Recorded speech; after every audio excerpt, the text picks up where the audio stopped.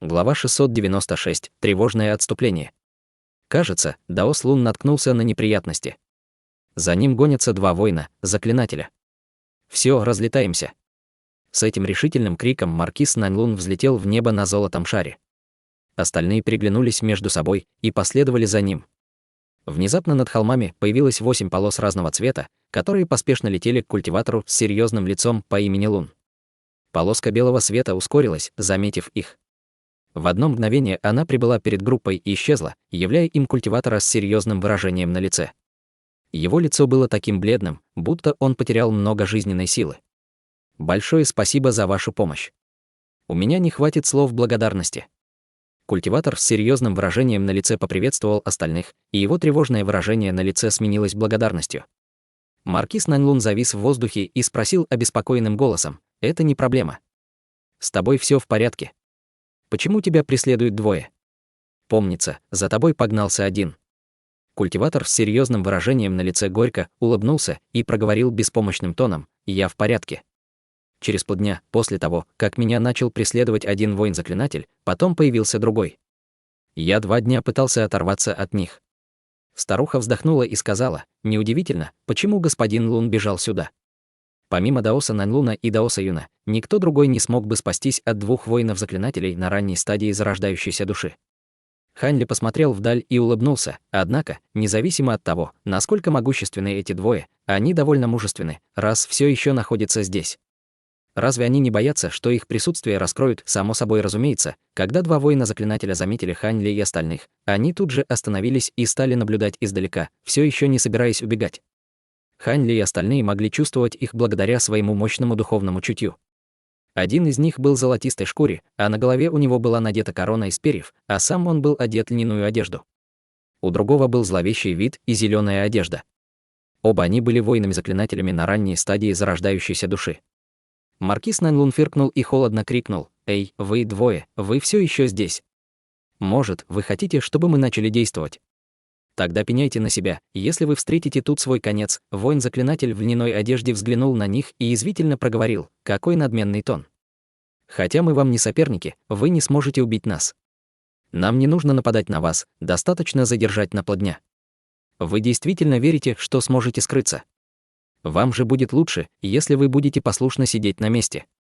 Возможно, мы позволим вашим душам переродиться». Маркиз Наньлун яростно рассмеялся и засветился ослепительным светом: «Задержать нас на полдня. Вы верите, что мы позволим вам сделать это?» Воин в зеленом проговорил равнодушным тоном: «Возможно. Но как хозяевам долины Мауланей, нам приятно будет развлечь наших гостей». Выражение на лице маркиза Наньлуна стало угрюмым. «Кажется, вы не признаете поражение, пока не увидите свой собственный конец. Брат Юн, давай преподадим им урок». Старик в белом проговорил с беспомощным выражением на лице и вздохнул: «Эх, изначально я не хотел тратить понапрасну свою магическую силу, но мы не можем оставить у себя на хвосте этих мух. Нам придется атаковать их». Сказав это, он открыл рот и выплюнул серебряное дхармическое колесо. Колесо было размером с кулак и сверкало ярким светом. Постепенно оно расширилось до метра в длину. 2 воинов, заклинателей, тут же отступили при виде этого. Вокруг их тела появился странный блеск, и они пристально взглянули на старика. Маркиз Наньлун безмолвно взмахнул рукавом и выбросил золотой летающий меч. Хань Ли и остальные также стали высвобождать свою магическую силу и неспешно продвигаться вперед. В этот момент красная полоска света внезапно засветилась на горизонте в направлении 2 воинов заклинаний. По мере приближения красного света группа тут же прекратила свои атаки. 2 воина-заклинателя, естественно, знали, что за ними что-то появилось. Воин-заклинатель в льняной одежде спокойно поманил к себе красную полоску света, а затем она приземлилась ему в руку. Она загорелась огнем в центре его руки. Это был настоящий талисман передачи голоса «Что?». Воин-заклинатель в льняной одежде быстро просмотрел содержимое и закричал тревожным тоном. Маркиз Наньлун и остальные заметили удивление на его лице. Этот мужчина внезапно повернул голову к воину в зеленом и послал ему передачу голоса. Выражение второго воина-заклинателя тут же изменилось, как только он услышал его слова. Он тоже невольно вскрикнул. Оба они стали разглядывать культиваторов, пока их взгляды не остановились на Хань Ли. Их лица стали серьезными. Хань Ли выглядел совершенно спокойным, но он уже догадался, что это, вероятно, было связано с смертельной травмой, которую он нанесет старику, заставив его зарождающуюся душу бежать. Неужели в того старика были тесные отношения с этими двумя? Пока Хань Ли размышлял над этим, два воина-заклинателя яростно впились в него взглядом. На их лицах читались сомнения, пока они разговаривали между собой с помощью голосовых передач. В итоге они безмолвно отступили, превратившись в две яркие полоски света. Другие были удивлены этим. Немного поколебавшись, они решили не преследовать их. В мгновение оба воина, заклинателя, исчезли на горизонте. Ван Тиньгу загадочно улыбнулся. «Господин Хань, кажется, эти двое обратили внимание на вас. Вы знаете их?» Неизвестно, почему он вдруг спросил об этом. Хань Ли ответил без колебаний: «Я их не знаю. Я прибыл в долину Маулани первый раз, откуда я могу знать их?» Маркиз Наньлун нахмурился, но вскоре его выражение лица вернулось в норму. «Неважно, что там у них. Давайте поторопимся и заберем наши сокровища. Мы не можем долго оставаться здесь». Маркиз Наньлун сделал вид, что не очень интересовался ситуацией, и сделал вид, что этого не произошло. Ван Тиньгу сразу же отбросил это дело, услышав маркиза. Хотя другие были также озадачены, они не стали говорить об этом. Поскольку два воина-заклинателя, казалось, посмотрели на Хань Ли с негодованием, все остальные почувствовали, что им не стоит глубоко вникать в этот вопрос. Затем маркиз Наньлун и старик в белом продолжили показывать остальным путь, и группа быстро покинула долину Мауланей. Следуя вдоль границы долины, они направились на запад и прибыли к лысой, каменистой горе. Она была всего в несколько сотен метров в высоту, и на ней совершенно не было никакой растительности. Хань Ли и остальные другие с изумлением взглянули на гору. Пещерная резиденция мастера Цань Куна была такой неприметной горой. Духовная ци там также была редкой. Если маркиз Наньлун не привел их сюда, они определенно бы никогда не подумали на это место. «Хорошо, мы пришли. Брат Юн и я откроем внешний слой ограничительной формации. Следуйте за нами внимательно», маркиз Наньлун предупредил всех, и он вместе со стариком в белом двинулись вперед. Прибыв в центр горы, каждый из них вытащил маленький флаг. Оба флага были длинные в метр. Один заискрился ослепительным зеленым светом, а другой был желтым, и оба они затрепетали талисманными иероглифами. На первый взгляд уже можно было сказать, что они были необычными. Остальные невольно затаили дыхание в ожидании, пристально наблюдаясь за действиями тех двоих.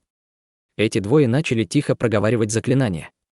Оба флага стали сверкать ярким светом, а затем задрожали и вырвались у них из рук. Вперед!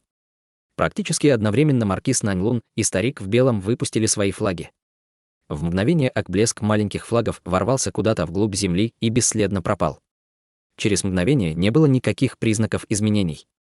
На лице Хань Ли и остальных появились сомнения. Старуха хотела было что-то сказать, как вдруг земля у него под ногами задрожала. Большая часть из них не смогла сохранить равновесие и попадала. Однако то, что произошло в следующий момент, испугало Хань Ли.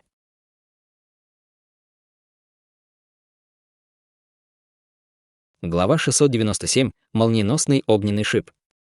Как только земля задрожала, с вершины скалы и вниз по склону пошла тонкая трещина. Из трещины начал сверкать белый свет, будто гора разделилась на две части.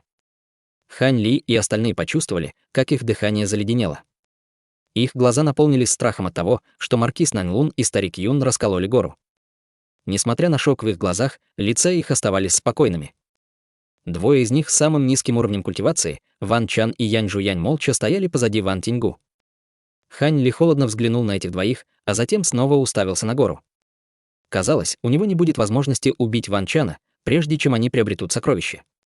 Поскольку маркиз Наньлун и старик в белом продержали заклинание еще мгновение, прежде чем гора разделилась на две части, в конце концов, создав огромную щель шириной более 30 метров. Внутри была известняковая лестница. Вперед! Старик в белом с волнением на лице возглавил группу вперед. На лице маркиза Наньлуна была улыбка. Хань Ли почувствовал, как его сердце задрожало. Похоже, что этот старик в белом действительно был со странным характером, раз сам маркиз Наньлун охранял его тыл. Остальные при виде этого переглянулись между собой и тактично промолчали, последовав за ними. Лестница была довольно длинной. Белые лунные камни были встроены по стенам вокруг, и чем дальше они спускались, тем становилось холоднее. Вскоре они спустились на 300 метров вглубь, а слабый свет лунных камней превратился в зеленый по неизвестной причине. В результате этого коридор стал выглядеть зловеще. Хань Ли бессознательно нахмурился при виде этого и немного отстал от 10 культиваторов перед ним. В случае чего, этого расстояния было бы достаточно, чтобы он смог отреагировать. Хань Ли был не единственным, кто это сделал. Помимо маркиза Нанлуна и старика в белом, другие культиваторы стали держаться на расстоянии около 30 метров друг от друга. Маркиз Нанлун и старик по имени Юна прекрасно понимали, что остальные культиваторы принимают меры безопасности, однако они сознательно игнорировали это и продолжали идти вперед без тени недовольства. Спустя промежуток времени, чтобы закончить обед, Хань Ли и остальные прибыли в таинственный зал. Этот зал выглядел очень загадочным потому, что как только они вошли, внутри него появился огромный нефритовый валун. Его сверкающий и полупрозрачный синий свет выглядел очень красиво. Теперь, когда они стояли в 100-метровом холле, они пришли в изумление. Было очевидно, этот материал не мог быть настоящим нефритом.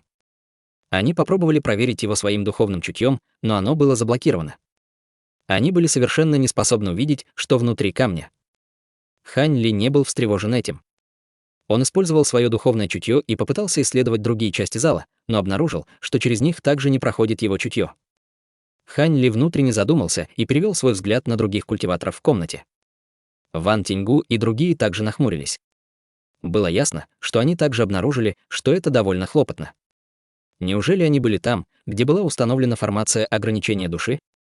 Казалось, маркиз Нанлун не преувеличивал. Не успел Хань Ли удивиться этому, как зал вдруг задрожал, а позади них раздались огромные толчки. Старуха и остальные поспешно подняли головы и тут же заметили, что лестница исчезла, а на ее месте появились стены, сверкающие синим светом. Через мгновение в зале стало смертельно тихо. «Господин Нанлун, в чем смысл этого?» — спросил культиватор с темным лицом. Другие культиваторы также насторожились и пристально взглянули на старика в белом и маркиза Нанлуна. Их глаза бегали по залу. Маркиз Нанлун ничуть не удивился, а спокойно проговорил: «Не волнуйтесь, господа даосы». Внешние ограничения просто были реактивированы, в результате чего гора снова закрылась. В последний раз, когда мы пришли сюда, произошло то же самое.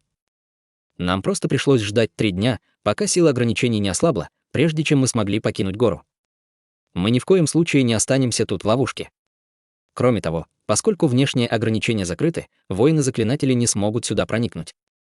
Хотя они и немного скептически отнеслись к этому объяснению, они явно почувствовали облегчение. Пока маркиз Нанлун и старик в белом были здесь, с ними в зале, они не боялись, что тут могла оказаться какая-то ловушка. Культиватор с темной кожей сказал: «Вот как. А то я уже было струсил». Маркиз Нанлун усмехнулся и небрежно сказал: «Это ничего. Давайте поспешим разрушить ограничения. В прошлый раз я и брат Юн потерпели неудачу. Эту формацию ограничения души не так просто сломать». Морщинистое лицо старой женщины разразилось улыбкой, и она сказала: «Неужели его так трудно сломать?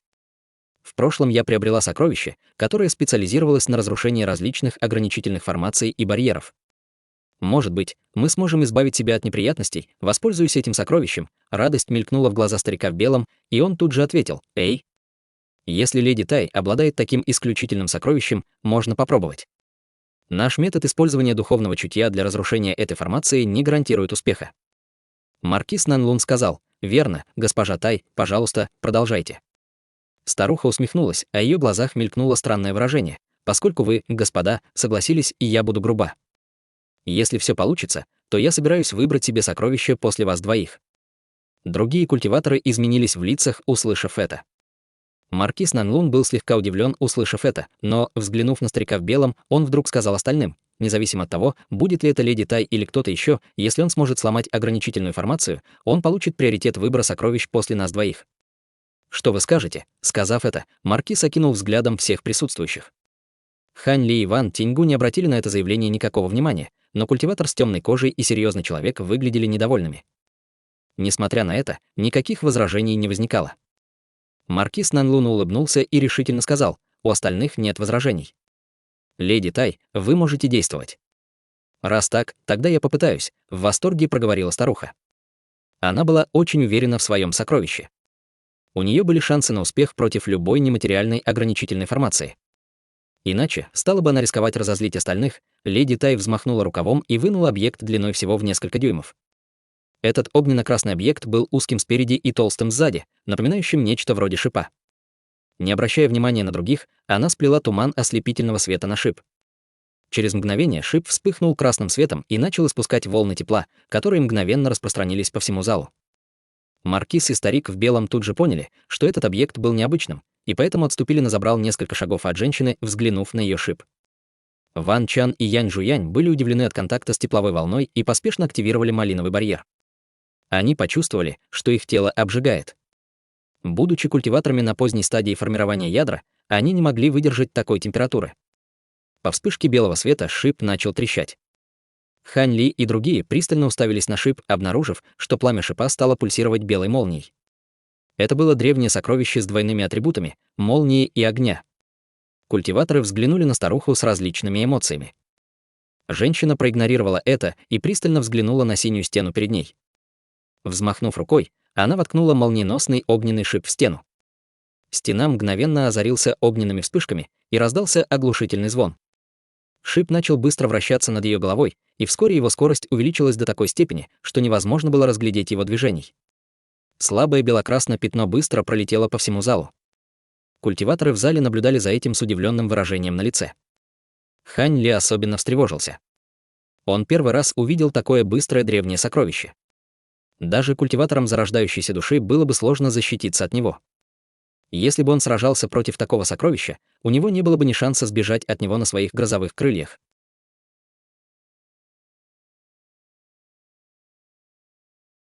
Глава 698. Принятие мер.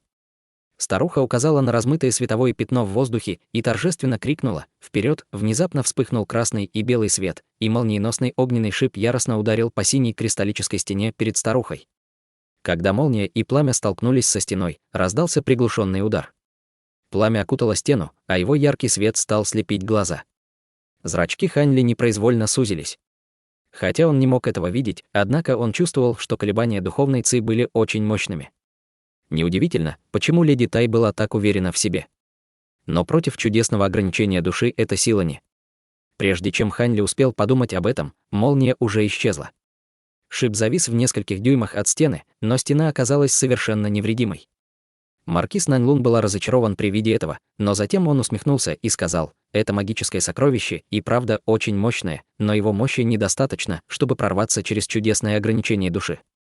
Благодарен вам за попытку, госпожа Тай, и проношу свои извинения за причиненные неудобства.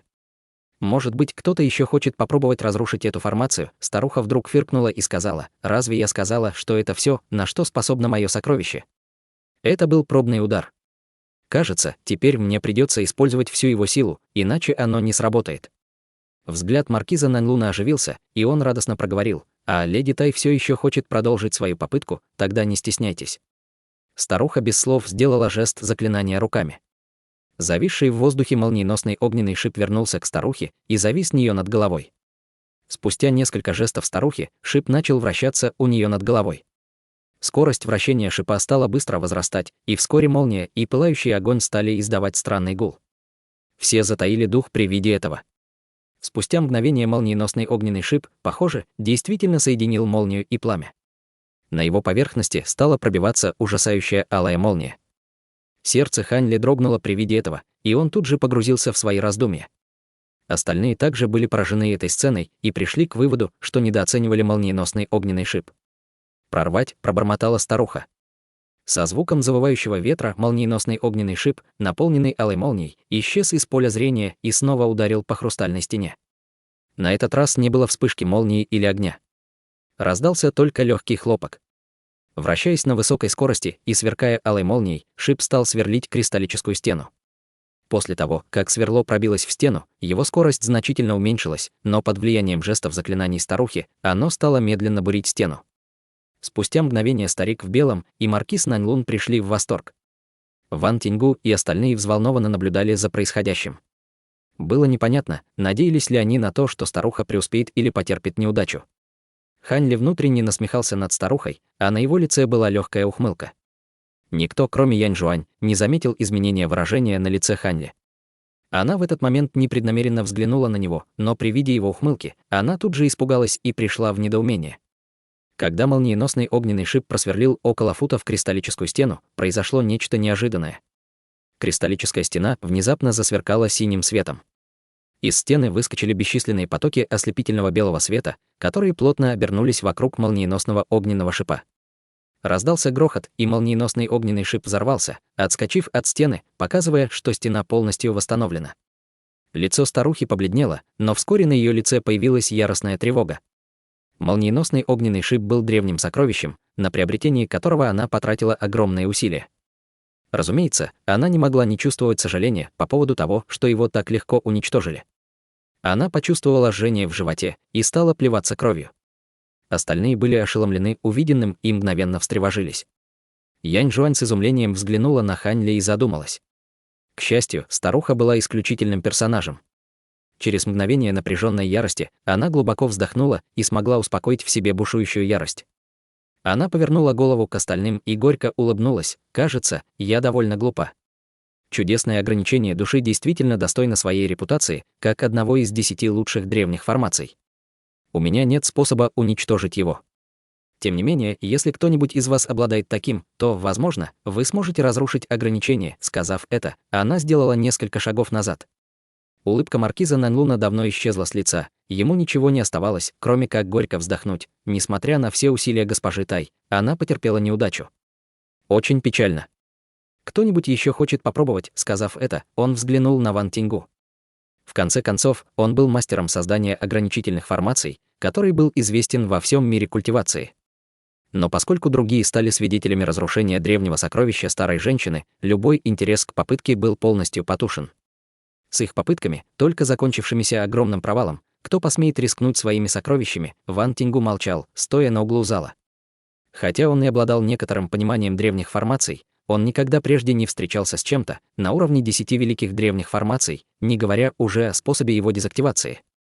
Вот почему он не хотел выставлять себя на посмешище, переоценивая свои способности. Хань Ли, который молчал все время. «Я бы хотел попытаться, что скажете?» С легкостью проговорил он.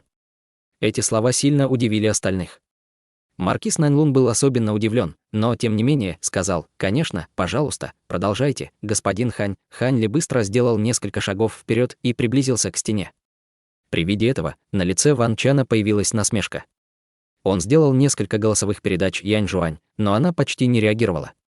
Ван Тингу внешне был спокоен, хотя внутри себя он был озадачен идеей Хань Ли.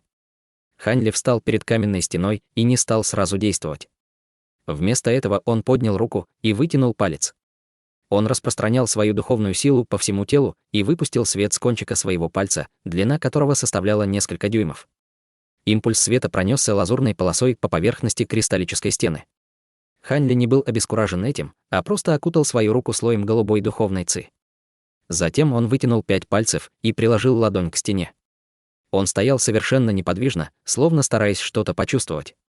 Странные действия Хань Ли были непонятны для остальных культиваторов, но никто не осмеливался мешать ему. Без ведом остальных культиваторов глаза Хань Ли светились голубым светом, когда он пристально вглядывался в кристаллическую стену. Казалось, он проверял свои способности. Спустя четверть часа никто из присутствующих не проявил ни малейшего нетерпения, и никто не осмеливался действовать. Затем Хань Ли вздохнул. Голубой свет исчез из его глаз, и он без колебаний потянулся к своей сумке для хранения и достал более 10 разноцветных флагов. Старик в белом пришел в себя и взволнованно спросил: «Итак, господин Хань владеет искусством создания заклинаний. Ты думаешь о том, чтобы сломать формацию? Может быть, ты постиг тайну этой древней формации?» Хань Ли беззаботно ответил: «Какая тайна? Я просто знаком с несколькими подобными формациями и хочу попробовать». Вскоре он добавил в разноцветные флажки лазурную ци, заставив их ярко сиять. Под командованием Хань Ли они вылетели из его рук и направились к стене, а затем неподвижно зависли в воздухе.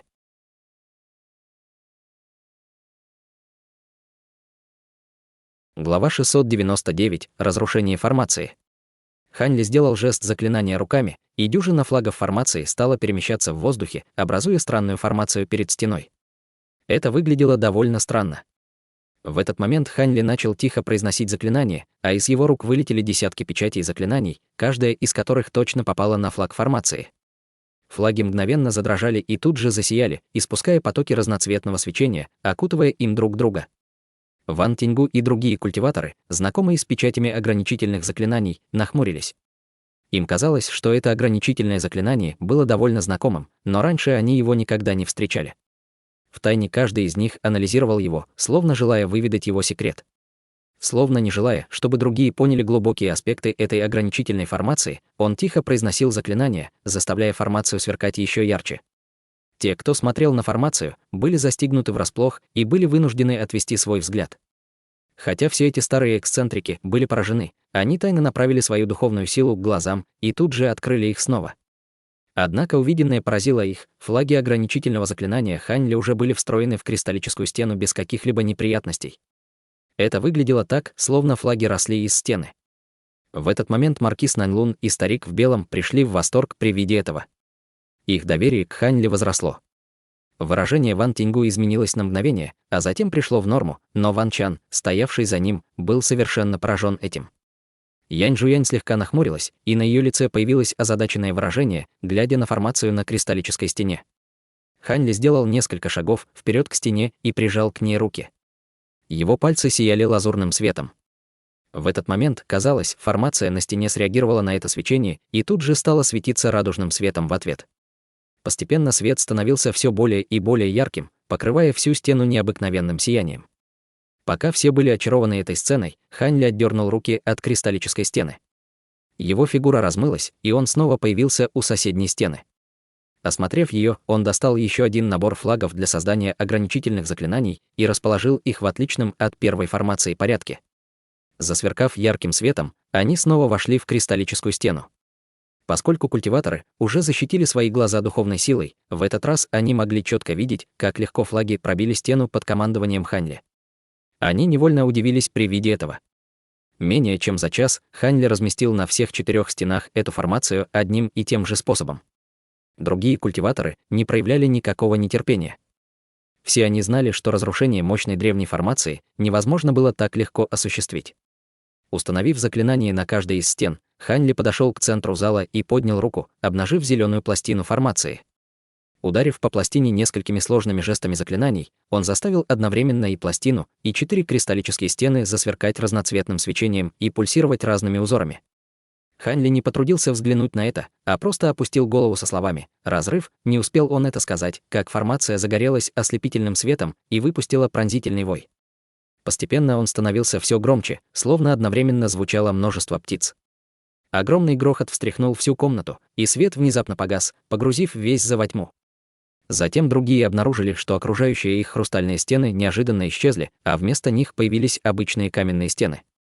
На одной из каменных стен даже появились ворота 20 метров в высоту и 12 метров в ширину. На лице маркиза Наньлуна мелькнула радость, и он взволнованно сказал: «Я не ожидал, что господин Хань настолько искусен в ограничительных заклинаниях. Ха-ха. Великолепно. Разумеется, брат Юн и я сдержим свое слово. После того, как мы оба выберем себе сокровища, у тебя будет приоритет выбрать сокровище первым среди остальных». Старик в белом улыбнулся при виде каменных ворот перед собой. Его глаза горели от нетерпения. Культиватор с темным лицом проговорил с беспокойством: «Брат Наньлун, нужно проверить, что внутри». «Надеюсь, там больше нет ограничительных заклинаний», маркиз Наньлун уверенно сказал: «Спокойно. Согласно записям мастер Цанькуна, в пещерной резиденции пещеры должны быть только 2 уровня ограничительных заклинаний». Сказав это, он взмахнул рукой и с легкостью открыл ворота. Многие культиваторы при виде этого почувствовали себя беззаботно и последовали за маркизом Наньлуном. Как только старуха вошла в каменные ворота, она в изумлении закричала, что это Ханьли и остальные были поражены тем, что было внутри. Внутри был зал, который был в несколько раз больше, чем предыдущий, но в центре большого зала был также изысканный павильон. Этот павильон был создан из полупрозрачного белого нефрита. Он был более 30 метров в высоту и имел только 2 стеллажа. На вершине 10-метровых ворот была серебряная надпись «Павильон нефритового причала». Независимо от того, как он назывался, павильон в центре зала выглядел довольно странно. Рядом с павильоном стоял угольно-черный стол со сверкающим свитком метров в длину, который лежал поверх него. Остальная часть зала была абсолютно пуста, и никаких других ворот не было. Все сразу поняли, что сокровище должно быть скрыто внутри павильона. Старик в белом и маркиз Наньлун переглянулись между собой, а затем старик осторожно направился к столу. Остальные почувствовали, что их сердца дрогнули, но они не возражали. Они просто спокойно наблюдали за действиями старика. Старик в белом немного поколебался, а затем выпустил поток белого тумана. Туман обернулся вокруг свитка и поднял его. Свиток тут же развернулся, являя всем портрет ученого, который смотрел на небо. «Это мастер Цанькун?» С изумлением спросил культиватор с серьезным выражением на лице. Ван Тиньгу просмотрел портрет и сказал: «Кажется, да. Однако должна быть причина, по которой свиток здесь. Однако он, по-видимому, не особенно ценен сам по себе. Немного подумав, старик медленно сказал: «Тогда я попробую». Он сделал жест заклинания обеими руками и щелкнул пальцем. Несколько красных печатей заклинаний ударили по портрету, заставив его ярко сиять серебряным светом. Затем он исчез, как будто ничего не произошло. Старик в белом в замешательство проговорил: «Как странно». Возможно, это обычный портрет. Немного помолчав, маркиз Наньлун предположил: «Раз так, давайте отложим его в сторону пока что и поищем другие сокровища». «Есть ли у кого-нибудь возражения?» Старуха взглянула на портрет и усмехнулась: «У меня нет возражений. Давайте последуем совету господина Наньлуна». Поскольку все они еще не видели никаких сокровищ, они тут же согласились на это. Старик в белом свернул свиток с портретом и осторожно положил его в свою сумку для хранения. Маркиз взглянул на павильон и взволнованно сказал: «Пойдемте в павильон и посмотрим». Все они обошли алтарь и направились к павильону. Маркиз Наньлун нетерпеливо открыл ворота. До того, как Хань Ли и другие вошли, их встретил ослепительный свет. Он слепил их достаточно долго, прежде чем их видение смогло приспособиться. Только после этого они увидели на первом 3 тонких черных деревянных полки. Они были наполнены предметами, которые излучали ослепительный свет. На лицах всех засияла радостная улыбка, однако, поскольку каждый из них был опытным и хитрым, они не смели совершать какие-либо ошибочные действия из жадности. Сдерживая свое горячее желание наживы, они медленно вошли в павильон и стали рассматривать каждое из сокровищ на полках.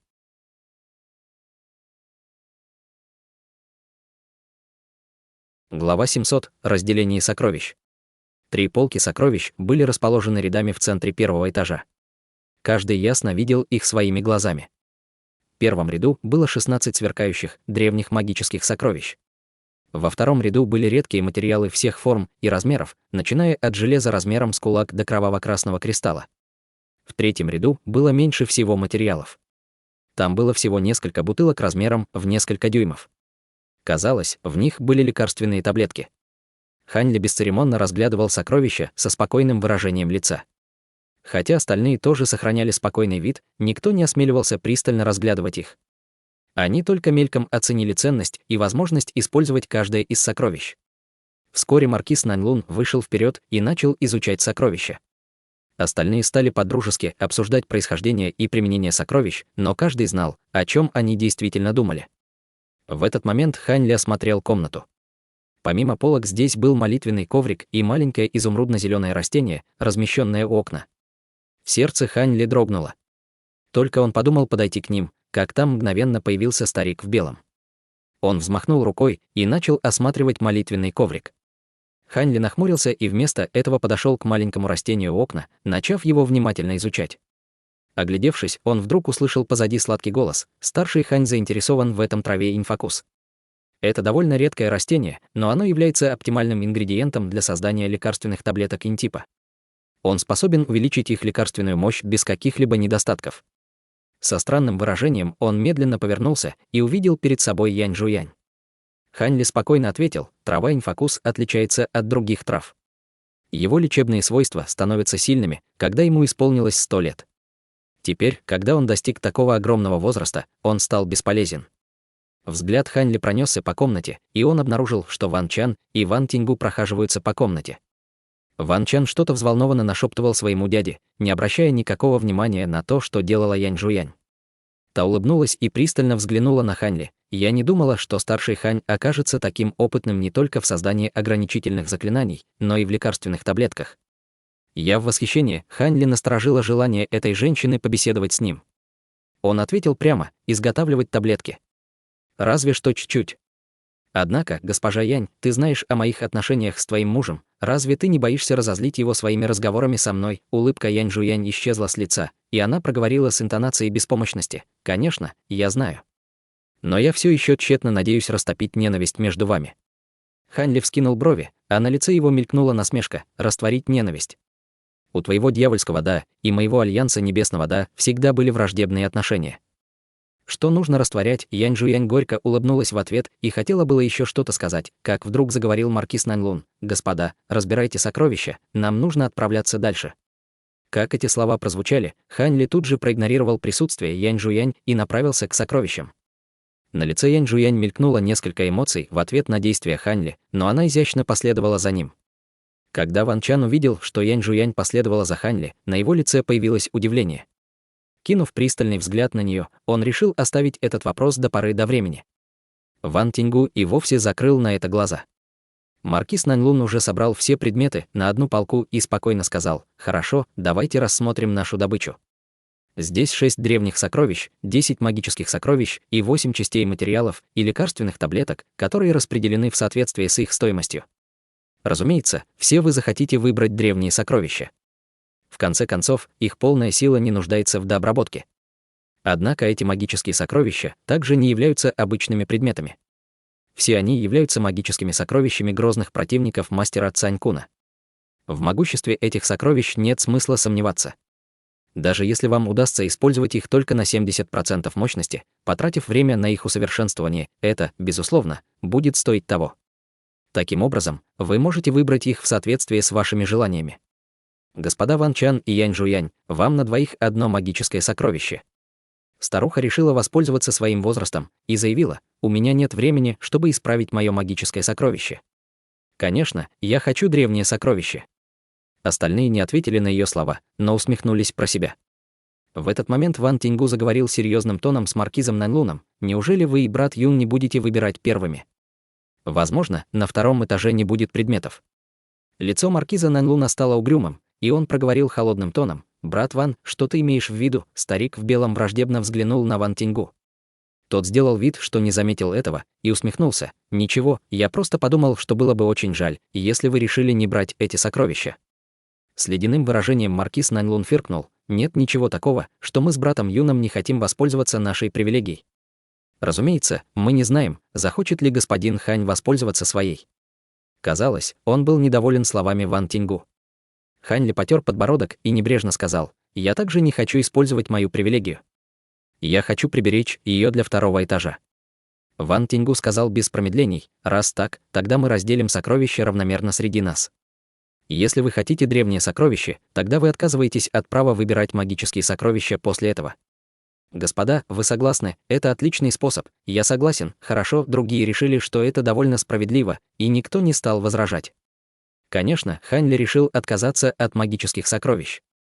Старик в белом и мужчина с темной кожей решили отказаться от древних сокровищ. Вместо этого каждый из них взял по 2 магических сокровища и часть материалов и лекарственных таблеток. Остальные выбрали себе по одному древнему сокровищу. Хань Ли взял бамбуковую трубку. Несмотря на то, что он не знал уровня ее силы или способностей, он, недолго думая, убрал ее в свою сумку. Он также выбрал себе материалы и лекарственные таблетки. Вскоре они закончили делить магические предметы и материалы на первом этаже. Между тем, Хань Ли заметил, что старик в белом бросил на пол молитвенный коврик и больше не обращал на него никакого внимания. Коврик не выглядел ценным. Когда остальные узнали о траве инфокуса, они не стали интересоваться ей. Хань Ли усмехнулся при виде этого. Казалось, никто не был так глуп, чтобы взять это растение. Эти эксцентрики зарождающейся души пристально осмотрели все вокруг. В конце концов, вполне возможно, что там были скрытые сокровища. После того, как эксцентрики зарождающейся души снова обыскали первый этаж, не найдя ничего, все поднялись на второй. Поднявшись туда, они были ошеломлены увиденным. Поднявшись на второй этаж, они ощутили запах ладана. В верхней части лестницы второго этажа было небольшое сверкающее подношение с золотой статуей свирепого однорогого демоном с 6 руками. Он выглядел очень агрессивным и реалистичным. Перед ним стоял огненно-красный котел, из которого выходили клубы дыма. Именно он испускал ладан. Маркиз Наньлун и другие были потрясены, увидев, что мастер Цанькун поклонялся демону. Когда Хань Ли увидел статую, его сердце задрожало. Статуя казалась точно такой же, как у демонического зверя в священной пластине происхождения. У него даже было такое же ожесточенное выражение лица и 6 рук, поднятых в небо. Затем Хань Ли перевел взгляд и осмотрел второй этаж. Примерно в 10 метрах он увидел обычный стол и стул. Там была чернильница, кисть, бамбуковые пластинки и многие другие предметы. Напротив святилища была синяя нефритовая кровать. Хотя он был далеко, он все равно почувствовал, что она испускает холодную ауру, будто она была вырезана из ледяного нефрита. В верхней части кровати было 3 нефритовые коробки, которые выглядели довольно привлекательно. Казалось, второй этаж был спальней мастера Цань-кун. Мгновенно старик появился перед кроватью и взял одну из нефритовых коробок. Подожди, вскоре после этого его рука засияла черным светом, и он указал в спину старика. Старик в белом увернулся от атаки со спины и сердито взглянул на нападавшего с выражением тревоги на лице. «Что ты задумал? Ты хочешь сразиться со мной?»